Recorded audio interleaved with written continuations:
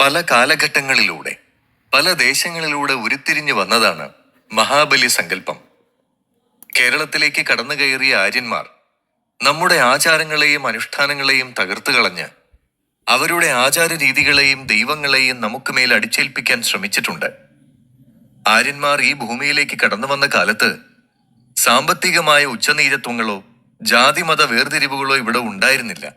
ഇല്ലങ്ങളിലെ പത്തായങ്ങളും കുടിലുകളിലെ വല്ലങ്ങളും നിറഞ്ഞിരുന്ന സമയം. മഹാബലിയുടെ കാലം പൂർണ്ണമായും ചരിത്രപരമായി ശരിയായിരിക്കണമെന്നില്ല, എന്നാൽ ചില ഘടകങ്ങളെങ്കിലും സത്യമായിരിക്കണം. മാവേലിയുടെ ഗൗരവപൂർണമായ രൂപത്തെ തമാശ രൂപത്തിലാക്കി എടുത്തു നമ്മൾ.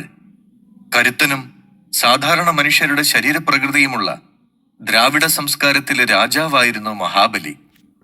ആദിവാസി സംസ്കാരമെന്നോ ആദിദ്രാവിഡ സംസ്കാരമെന്നോ പറയാവുന്ന നമ്മുടെ പൂർവികന്മാരുടെ സംസ്കാരത്തിന് മേൽ ആര്യന്മാർ നടത്തിയ കടന്നുകയറ്റത്തിന്റെ ഭാഗമാണ് ഇന്നത്തെ കുടവയറൻ കോമാളി രൂപം പൂണ്ട മഹാബലി വേഷങ്ങൾ.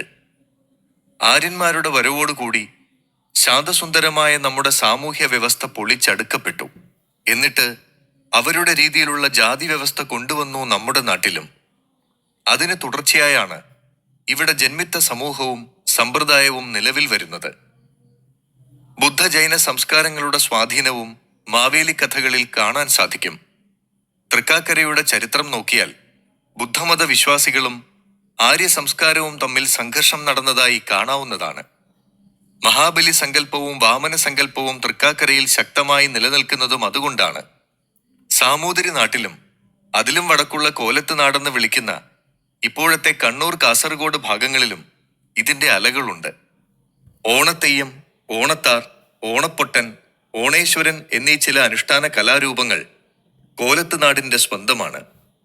തിരുവോണം, ഉത്രാടം ദിവസങ്ങളിൽ ഈ പ്രദേശങ്ങളിൽ തെയ്യത്തിന്റെ ചെറിയ പതിപ്പായ മുഖത്തെഴുത്തും വേഷവിധാനങ്ങളുമുള്ള കുട്ടികൾ കെട്ടുന്ന കൈമണിയും വില്ലും കെട്ടി വീക്ക് ചെണ്ട കൊട്ടി വരുന്ന തെയ്യങ്ങളുണ്ട്. ഓണത്തെയ്യം. തോറ്റംപാട്ടുപാടി അവർ കടന്നു വരുമ്പോൾ വീട്ടുകാർ വിളക്ക് കത്തിച്ചു വെച്ച് ആദരവോടെ സ്വീകരിക്കുന്നു ഈ അനുഷ്ഠാന കലാരൂപത്തെ.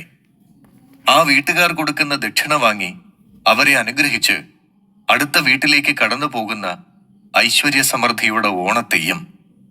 ഓണത്താറെന്നും പറയും.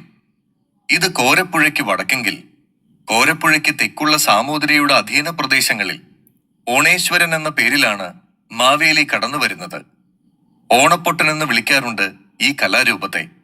ഓണേശ്വരൻ സംസാരിക്കില്ല, അതുകൊണ്ടാണ് ഓണപ്പൊട്ടൻ എന്നുകൂടി പറയുന്നത്. ഒരു ഓലക്കുട, നീണ്ട താടി, തിറയോട് സമാനമായ ഉടുത്തുകെട്ടുമായാണ് വരവ്. പാണന്മാരാണ് സാമൂതിരിയുടെ അധീന പ്രദേശങ്ങളിൽ ഈ കോലം കെട്ടുന്നതെങ്കിൽ കോലത്ത് നാട്ടിൽ വണ്ണാന്മാരാണ് കോലധാരികൾ. അങ്ങനെ ഓരോരോ ദേശങ്ങളിൽ അതാത് പ്രദേശത്തിന്റെ സംസ്കാരവുമായി ബന്ധപ്പെടുത്തിയാണ് നാം മഹാബലി എന്ന സങ്കല്പത്തെ പുനർനിർമ്മിക്കുന്നത്. വടക്കൻ പാട്ടിന്റെ ശീലുകൾ ഉയരുന്ന മലബാറിലെ ഗ്രാമാന്തരങ്ങളിൽ പാണന്മാർ പാടിപ്പുകഴ്ത്തിയ ചേകവരുടെ വടക്കൻ കളരിയിലെ അങ്കത്താരികൾ ഒരു കാലത്ത് കേരളത്തെ ത്രസിപ്പിച്ചിരുന്ന ചരിത്രം നമുക്കറിയാമല്ലോ. കളരിവിളക്കും കച്ചയും അങ്കച്ചുരികയും പരദേവതാ സങ്കല്പങ്ങളുമൊക്കെ പ്രാചീന കേരളത്തിന്റെ സാംസ്കാരിക മുഖമായിരുന്നു. തെക്കോട്ട് മാറിയാൽ തിരുക്കൊച്ചിയുടെ സാംസ്കാരിക മുഖം തികച്ചും വിഭിന്നമാണ്. പോർച്ചുഗീസുകാരുടെ അധിനിവേശവും കപ്പലോട്ട ചരിത്രവും മുസിരിസുകളുടെ പൗരാണിക നിർമ്മിതിയും ബ്രിട്ടീഷ് ഇന്ത്യയുടെ വ്യാപാര കേന്ദ്രമായിരുന്ന പശ്ചിമ കൊച്ചിക്ക് വന്ന മുഖഛായാ മാറ്റവും ആംഗലേയ വിദ്യാഭ്യാസ രംഗത്ത് വന്ന കുതിച്ചുചാട്ടവും എടുത്തു പറയേണ്ടതാണ്.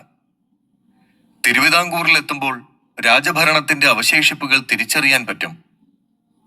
ചോള സാമ്രാജ്യത്തിന്റെ സാന്നിധ്യം അവരുടെ ഓരോ നിർമ്മിതിയിലും കാണാനാകും. കർക്കിടകമെന്ന പഞ്ഞമാസം കഴിഞ്ഞ് മാനം തെളിയുന്ന ഈ കാലത്താണ് വിദേശ കപ്പലുകൾ പണ്ട് സുഗന്ധദ്രവ്യ വ്യാപാരത്തിനായി കേരളത്തിൽ കൂടുതലായി അടുത്തിരുന്നത്.